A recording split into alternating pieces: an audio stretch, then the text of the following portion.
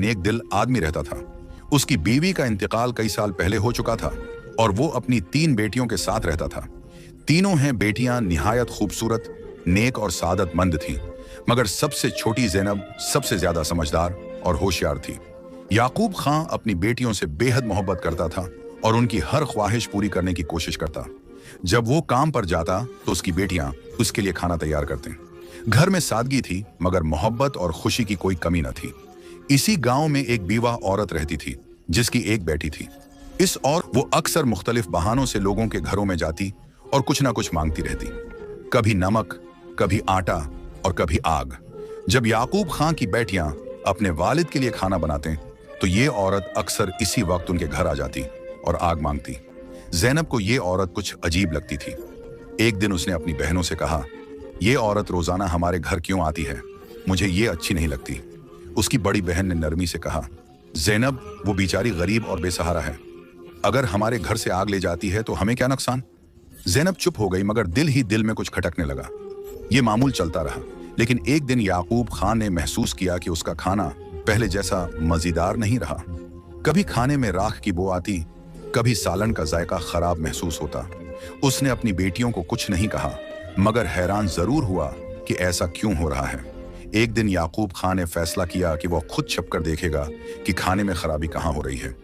वो एक कोने में छप गया और अपनी बेटियों को खाना बनाते देखने लगा। बड़ी बेटी चावल धो रही थी, दूसरी सालन बना रही थी और ज़ैनब बर्तन धो रही थी।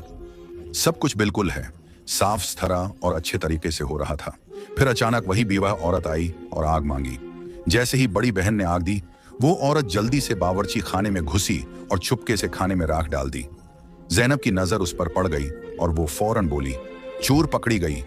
याकूब खां तेजी से बाहर निकला और गुस्से से बोला, ये तुम क्या कर रही हो? बीवा औरत हंसी और बोली, मैं तो बस ये देखना चाहती थी कि तुम अपनी बेटियों से मोहब्बत करते हो या नहीं। अगर तुमने खाने में खराबी पर अपनी बेटियों को मारा होता तो मैं जान जाती कि तुम अच्छे बाप नहीं हो, मगर तुमने ऐसा नहीं किया, इसलिए तुम एक सच्चे और अच्छे बाप हो। याकूब खां को इसकी बातों पर हैरानी हुई, मगर उसके दिल में औरत के लिए नर्म गोशा पैदा हो गया, क्योंकि वो खूबसूरत थी। उसके अंदाज से मुतासिर होकर याकूब खां ने बगैर अपनी बेटियों की इजाजत के इस औरत से शादी कर ली। शादी के बाद वो औरत कुछ दिन तो नरमी से पेश आती रही, मगर फिर उसने असली रंग दिखाना शुरू कर दिया।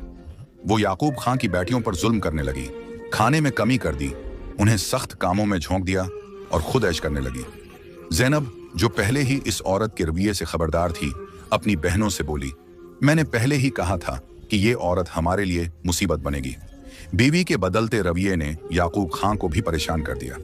एक दिन उसने ज़ैनब को रोते हुए देख लिया और हकीकत उस पर खुल गई। उसने फौरन फैसला किया कि वो अपनी बेटियों की खुशियों के लिए कुछ भी करेगा। चनांचा उसने इस औरत को तलाक दे दी और अपनी बेटियों के साथ खुशी खुशी जिंदगी गुजारने लगा। ज़ैनब दानाई और अक्लमंदी ने उसे और उसकी बहनों को बड़ी मुसीबत से बचा लिया। याकूब खां को भी एहसास हो गया कि हमेशा किसी पर अंधा एतमाद नहीं करना चाहिए।